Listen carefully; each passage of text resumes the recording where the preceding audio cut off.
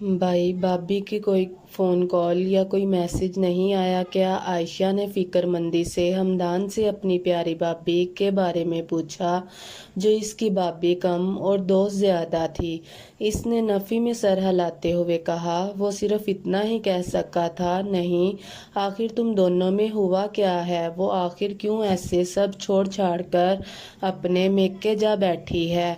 अब की बार निगत बेगम ने अपने साहबजादे से जवाब तलब करना चाहा था, मगर वो खामोश रहा।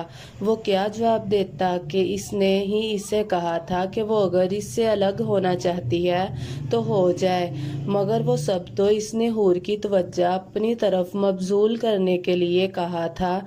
इसे क्या पता था कि वो सचमुच में इसे छोड़कर चली जाएगी। अब मजाल है कि ये लड़का अपने मुंह से कुछ बोलेगा। अरे भाई, कुछ तो बताओ। 3 महीने हो गए हैं इसे यहाँ से गई हुई को, ना वो वापिस आ रही है और ना तुम इसे लेने जाते हो। निगत अपने बेटे के ये चुप रहने पर चिढ़ गई थी, जबकि हमदान का दिल यकदम ही हूर के जिक्र पर उदास हो गया था। इसे अपने सामने मौजूद खाना भी अब अच्छा नहीं लग रहा था। अम्मी, मुझे ऑफिस से देर हो रही है, इसलिए मुझे जाना होगा। आप अपना ख्याल रखिएगा। अल्लाह हाफिज। हमदान अपनी कुर्सी से उठा और हाल से बाहर निकल गया, जबकि निगत बेगम पीछे से उसे घूरती ही रह गई थी। हुरैन आज काफ़ी रिलैक्स थी, क्योंकि आज इसका पहला सिलसिलावार नावल बिलाआखिर अपने इख्तिताम को पहुंचा था और लोगों ने इसे इसके इस पहले सिलसिलावार नावल पर काफ़ी सराहा भी था। वो काफ़ी हद तक मुतमिन थी, मगर खुश ना थी, और खुश होती भी कैसे? आखिरकार इसको खुश करने वाला ही जब इससे नाराज़ था तो वो खुश कैसे हो जाती? इसने मोबाइल उठाकर तारीख देखी। आज पूरे 3 माह हो गए थे इसे अपने घर आए हुए। वो शख्स जिससे पिछले 3 सालों में इसे एक पल के लिए भी खुद से दूर नहीं किया था, इन 3 माह में इसे इस कदर अकेला कर दिया था जैसे वो कभी इसकी ज़िंदगी में शामिल ही ना थी। न जाने क्यों कुछ लोग हमें पहले बेहद मोहब्बत देते हैं और फिर एक ही दम से अपनी सारी मोहब्बत। इसने दिल में सोचा। वो इन्हीं सोचों में गुम थी कि साइश्ता बेगम कमरे में दाखिल हुई। वापस लेकर हमें कंगाल कर देते हैं। क्या कर रही हो हूर? वो इन्हें देखकर सीधी हुई और साइश्ता बेगम इसके साथ बेड पर आकर बैठ गई। कुछ नहीं मामा, बस ऐसे ही बैठी हुई थी। बेटा, हमदान ने कोई राब्ता करने की कोशिश की? साइश्ता बेगम ने फिक्रमंदी से सवालिया अंदाज में आबरू उठाए। मामा प्लीज़, खुदा के लिए हमदान का जिक्र मेरे सामने मत किया करें, और वैसे भी मैं और हमदान एक दूसरे के साथ नहीं रहना चाहते, और ये बात हमदान ने मुझसे खुद कही है। हूर ने अपनी आंखें कर्ब से मींची। ये बात कहते हुए इसका अपना वजूद इसका साथ नहीं दे रहा था, मगर हकीकत तो यही थी जो आज इसने साइश्ता बेगम के सामने भी खोलकर रख दी थी। जबकि दूसरी जानिब साइश्ता बेगम ने ढल कर अपने सीने पर हाथ रखा था। क्या कह रही हो तुम पागल तो नहीं हो गई? साइश्ता बेगम ने घबरा कर पूछा। बिल्कुल ठीक कह रही हूँ मामा, हमदान ने मुझसे खुद कहा था कि हम दोनों को एक दूसरे से अलग हो जाना चाहिए, और मैं भी अब इसके साथ नहीं रहना चाहती। अब की बार हुरैन का लहजा सपाट और अंदाज हतमी था। साइश्ता बेगम को इस बात की तो ज़रा भी भिनक नहीं थी कि वो हमदान से लड़कर आई है, मगर वो ये नहीं जानती थी कि मामला इस कदर तलख है कि दोनों ने एक दूसरे से अलग होने का फैसला कर लिया है। इससे पहले कि साइश्ता हुरैन से मजीद कुछ पूछती, वो इसको समझाने की कोशिश करती। वो कमरे से जा चुकी थी और पहले से परेशान बैठी खाला आई हुई थी और अम्मी इनके साथ बातें करने में मशगूल थी। वो जब हाल कमरे का दरवाज़ा खोलकर अंदर दाखिल हुआ तो खाला ने इसकी तरफ एक भरपूर मुस्कुराहट उछाली। اٹھا لی۔ وہ بے اختیار خالہ کی طرف بڑھا اور ان سے پیار لینے کے لیے اپنا سر جھکا دیا۔ خالہ نے خلاف توقع نہ صرف اسے پیار دیا بلکہ اس کا سر ماتھا چوما اور اسے ڈھیر ساری دعاؤں سے بھی نوازا، اور وہ ان کی اس حرکت پر کافی حیران ہوا تھا، کیونکہ جب سے اس نے ان کی بیٹی انیلا سے شادی کرنے سے انکار کر دیا تھا تب سے خالہ اسے دعائیں دینا تو دور کی بات اس کے سلام تک کا جواب نہیں دیتی تھی، مگر آج خیر وہ اسی حیران و پریشان کیفیت میں اپنے کمرے کی طرف بڑھ گیا۔ آج اسے ڈھیر سارا کام کرنا تھا۔ اس نے دراز میں سے اسائنمنٹ پیپرز نکالے اور انہیں بیڈ پر اچھال دیا اور خود فریش ہونے کے لیے واش روم میں چلے گیا۔ کچھ دیر بعد جب وہ واش روم میں سے باہر نکلا تو کھڑکی کھلی ہونے کی وجہ سے اور اس میں سے اندر آنے والی ہوا کی وجہ سے سارے پیپرز ادھر ادھر بکھر گئے تھے۔ کچھ بیڈ پر بکھرے پڑے تھے تو کچھ زمین پر گرے پڑے تھے۔ کمرے کی یہ حالت دیکھ کر اسے یکدم ہی حور کا خیال آیا تھا۔ اس دن بھی کمرے کی یہی حالت تھی۔ وہ جب اپنے کمرے میں داخل ہوا تو حور اپنے ارد گرد کاغذ پھیلائے بیٹھی ناول لکھنے میں مصروف تھی۔ کچھ کاغذ گیند کی صورت میں گول مول ہوئے زمین پہ پڑے تھے۔ یہ اس کا پہلا سلسلہ وار ناول تھا اور وہ اس کی ایک ایک سطر کو خوب سے خوب تر بنانا چاہتی تھی، اس لیے وہ اپنا زیادہ سے زیادہ وقت ناول لکھنے اور اس کو بہتر بنانے میں لگا رہی تھی۔ اور یہ سلسلہ اب سے نہیں بلکہ تب سے شروع ہوا تھا جب سے اس نے ناول لکھنا شروع کیا تھا، یعنی پچھلے 6 ماہ سے، اور اس صورت میں وہ ہمدان اور اس کے کاموں کو بالکل بھول چکی تھی، اور ہمدان اس روز روز کی صورتحال سے تنگ آ چکا تھا۔ اس نے ایک روکھی پھیکی نظر اس پر ڈال لی اور صوفے پر جا کر بیٹھ گیا، جبکہ حور اپنے کام میں اس قدر مصروف تھی کہ اس نے ایک دفعہ اسے نظر اٹھا کر بھی نہ دیکھا۔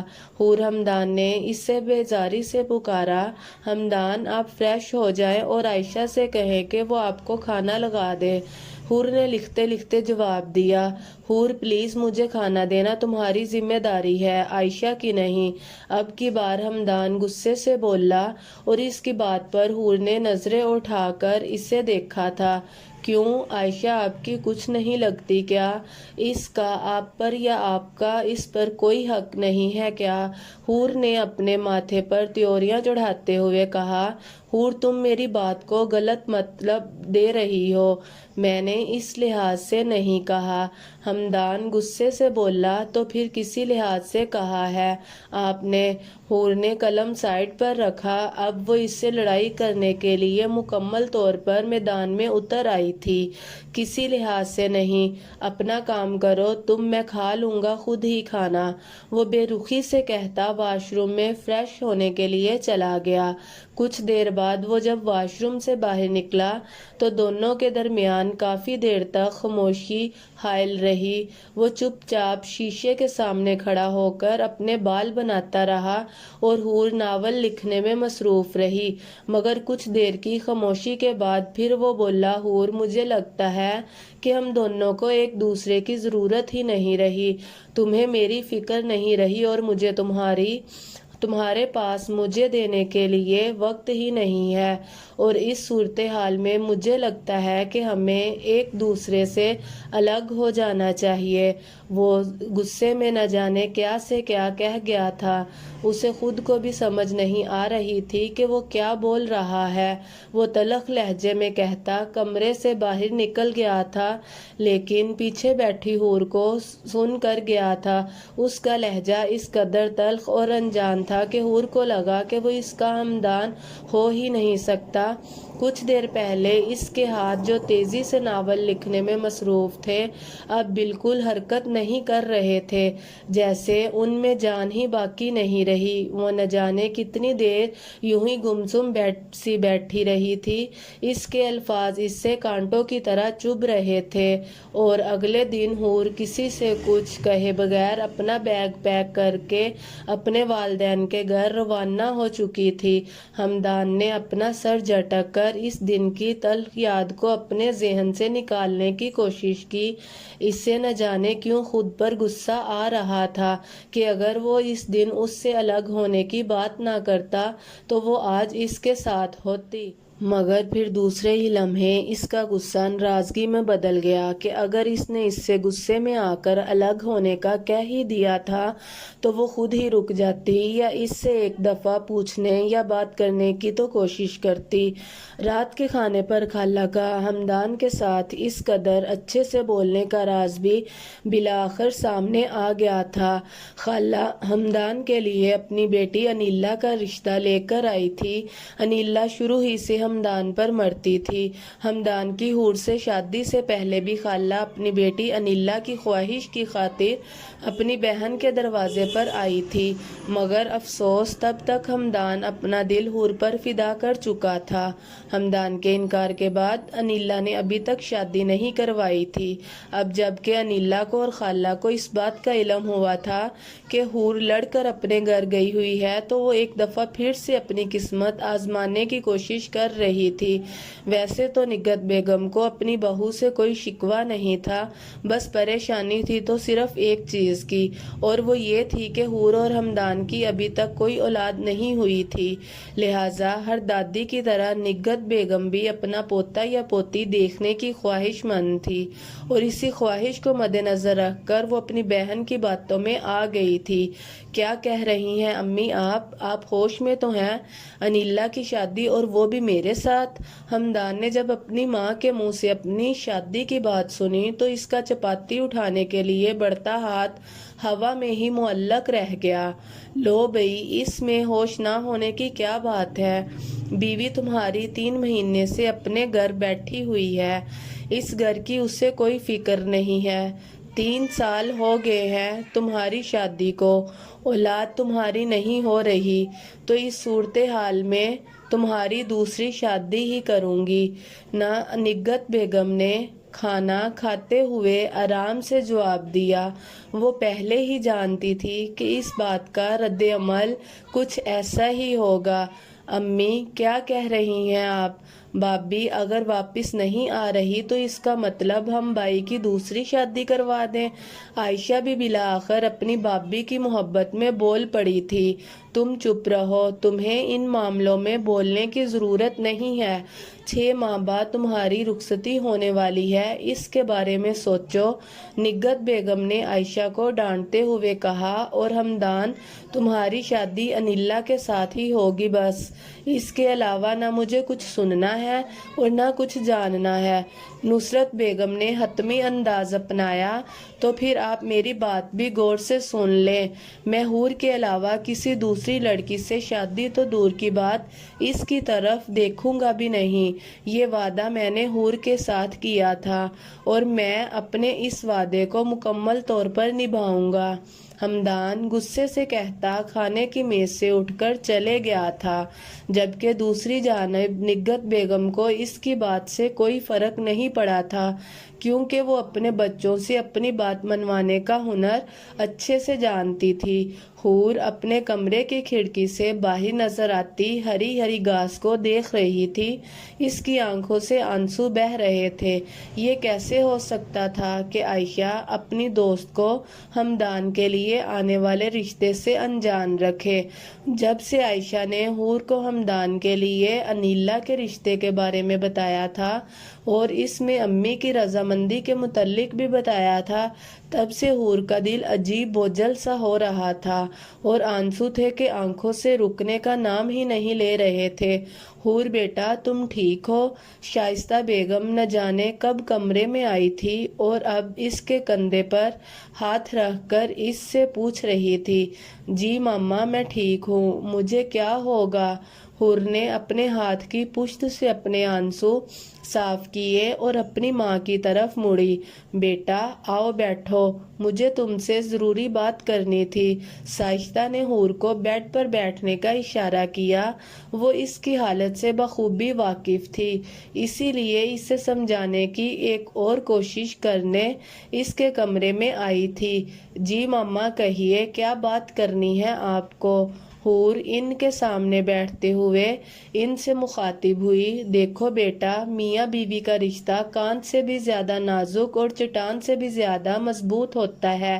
साइस्ता बेगम ने हूर के दोनों हाथों को अपने हाथों में लेते हुए प्यार से इसे समझाने की कोशिश की। हूर ने सवालिया अंदाज में आबरू उठाए।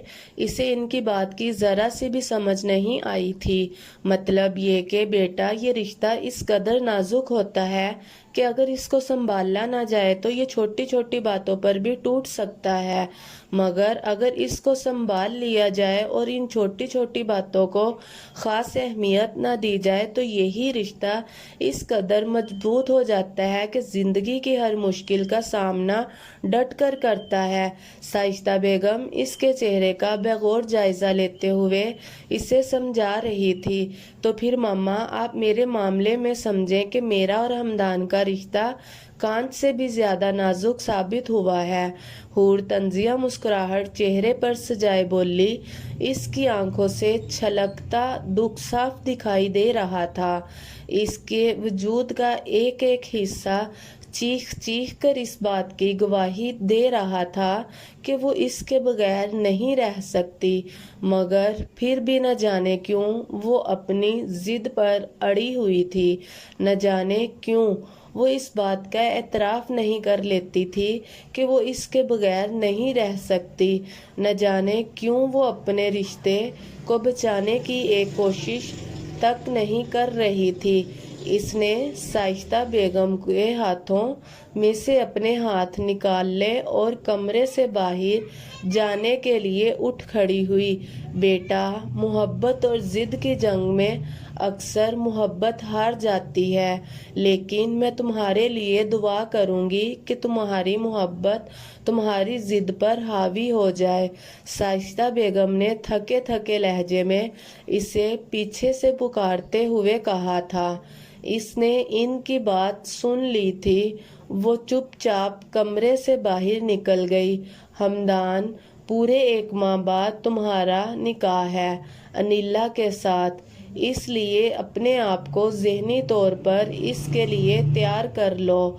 वो ऑफिस के लिए निकल रहा था जब निग्गत बेगम ने पीछे से इसे पुकारते हुए कहा, अम्मी, जब मैं आपसे कह चुका हूँ कि मैं अनिला से शादी नहीं करूँगा तो इसका मतलब नहीं करूँगा, फिर आप क्यों ज़बरदस्ती ये तारीख वगैरह रख रही हैं।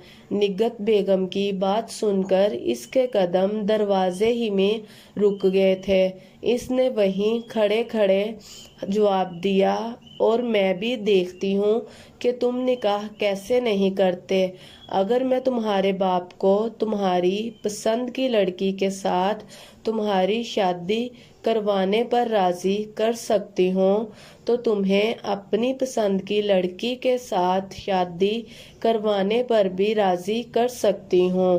निग्गत बेगम ने इसे घूरते हुए कहा, अम्मी, आप अच्छे से जानती हैं कि आप मेरे साथ ज़बरदस्ती नहीं कर सकती। वो गुस्से से कहता बाहर निकल गया। तुम अभी जानते नहीं हो मुझे बेटा जी, मैं बहुत कुछ कर सकती हूँ। निग्गत बेगम मुस्कुराते हुए आहिस्ता से बोली। वो ऑफिस में बैठा आज सुबह अपनी और अम्मी की होने वाली तकरार के बारे में सोच रहा था। फिर कुछ लम्हे बाद इसने अपना मोबाइल निकाला और इसमें से हूर की तस्वीर निकालकर देखने लगा। हूर, जिंदगी के हर मोड़ पर पहले मैं तुम्हारी तरफ बढ़ा हूँ। ये पहली दफ़ा था कि मैंने तुमसे तवक्का की थी कि तुम पहली मेरी तरफ बढ़ो, मगर नहीं हूर, तुम ऐसा नहीं कर पाई। शायद तुम्हें झुकने के लिए पैदा ही नहीं हुई, लेकिन तुम फिक्र ना करो हूर, मैं तुम्हें मना लूँगा। मैं तुम्हें खुद से अलग नहीं होने दूंगा, हरगिज नहीं। इसने हूर की तस्वीर को देखते हुए कहा, जिसमें वो मुस्कुराते हुए इसी को देख रही थी। वो जब अपने कमरे में दाखिल हुआ तो इसे सामने पाकर हैरान रह गया। तुम कब आई? हमदान के चेहरे पर हैरत اور خوشی کے ملے جلے تاثرات تھے۔ اسے ابھی تک یقین نہیں ہو رہا تھا کہ وہ اس کے سامنے موجود ہے، اور حور شیشے کے سامنے کھڑی بال بنانے میں مصروف تھی۔ میں نے سوچا کہ آپ کو تو میرا خیال آئے گا نہیں، کیونکہ آپ تو میرے ساتھ رہنا ہی نہیں چاہتے، اس لیے میں خود ہی واپس آ گئی۔ حور نے شیشے میں خود کو دیکھتے ہوئے اس پر طنز کیا۔ اس کے چہرے پر ناراضگی کے تاثرات واضح نمایاں تھے۔ "آئی ایم سوری حور، مجھے ایسا نہیں کہنا چاہیے تھا۔" ہمدان اس کے قریب بڑھا اور اس کے ہاتھوں کو اپنے ہاتھوں میں لیتے ہوئے بولا، "بڑی جلدی نہیں خیال آ گیا جناب آپ کو، ورنہ اگر میں واپس نہ آتی تو آپ تو میرے بارے میں سوچتے بھی نہ اور دوسری شادی کروا کر مزے سے اپنی زندگی جیتے۔" حور نے غصے سے اپنے ہاتھ اس کے ہاتھوں سے نکالتے ہوئے کہا۔ وہ ابھی تک اس سے ناراض تھی۔ "اور تمہیں لگتا ہے کہ میں وعدہ خلافی کر سکتا ہوں؟" ہمدان نے بھرپور محبت سے اسے دیکھا۔ اس کے لہجے اور انداز کی سچائی بتا رہی تھی کہ وہ وعدہ خلافی نہیں کر سکتا، اور ہمدان کی ایک محبت بھری نگاہ حور کا سارا غصہ اور ناراضگی جٹ ختم کر گئی تھی، اور اب اس کی جگہ محبت، اطمینان اور خوشی نے لے لی تھی۔ اور پورے 1 ماہ بعد جب اپنی زندگی میں نئے آنے والے مہمان کے حوالے سے خوشخبری ملی تو اسے پہلی دفعہ احساس ہوا کہ اس نے محبت اور ضد کی جنگ میں اپنی محبت کو جتوا کر خسارے کا سودا کیا۔ شکریہ۔